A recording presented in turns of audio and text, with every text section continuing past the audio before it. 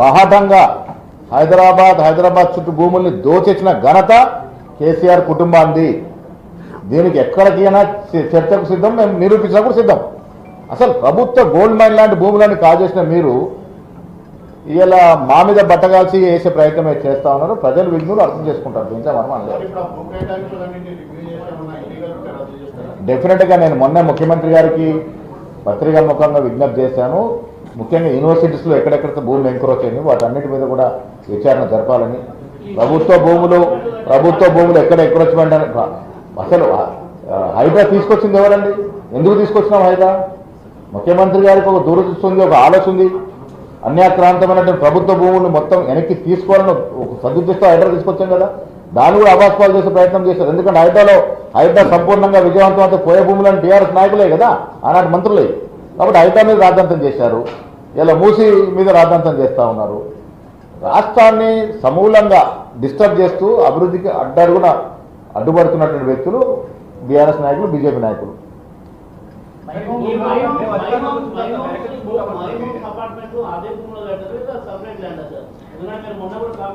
డెఫినెట్గా మాకు అనుమానం ఉన్నాయి. మై హోమ్ భూములు కట్టినటువంటి ప్రదేశము హెచ్యూకు ఆనుకునే ఉంది.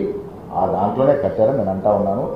దాంతోపాటు వారు ఇచ్చిన రోడ్ ఏదైతుందో హెచ్యూ క్యాంపస్ నుండే రోడ్ ఇచ్చారు. 100 ఫీట్స్ రోడ్డు ఎట్లా ఇస్తారు? ఏ రకంగా ఇచ్చినారు అప్పుడు కేటీఆర్? దాని మీద మాట్లాడండి ఫస్ట్. డెఫినెట్గా ఇప్పుడు చర్యలు అనేవి ఏదైనా కాళేశ్వరం మీద విచారణ జరుగుతూ ఉంది. మీకు మాకు అందరూ తెలుసు కాళేశ్వరంలో విపరీతమైన అవినీతి జరిగిందని. బట్ చర్య తీసుకోవడానికి కాంక్రీట్ ఎవిడెన్స్ కావాలి, డాక్యుమెంట్ కావాలి.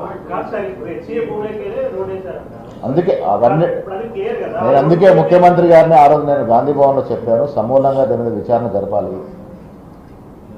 హెచ్యూ భూములు ఎక్కడెక్కడ అన్యాక్రాంతమైనయో సమూలంగా విచారణ జరపాలి. హెచ్యూ భూములు అన్యాక్రాంతమైన దాని మీద మాట్లాడుతున్నారు. కానీ హెచ్యూకి సంబంధం లేకుండా ప్రభుత్వ భూమి మీద మీరు మాట్లాడుతూ ఉన్నారు. ఇవాళ సాగు చేసే ప్రయత్నం చేసింది పరిపూర్ణంగా ప్రభుత్వ భూమి.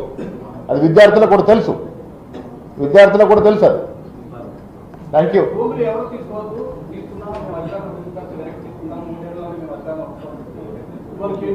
పగటి కాలంలో కంటున్నారు కేటీఆర్ గారు.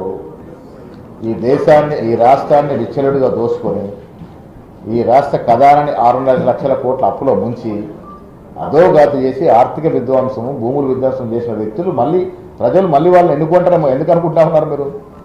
నేను చాలా సందర్భాలు చెప్పాను, ఇవాళ డైలీ వేదిక చెప్తా ఉన్నారు. వచ్చే రోజుల్లో రాజకీయ ముఖ చిత్రంలో బీఆర్ఎస్ పార్టీ ఉండదు.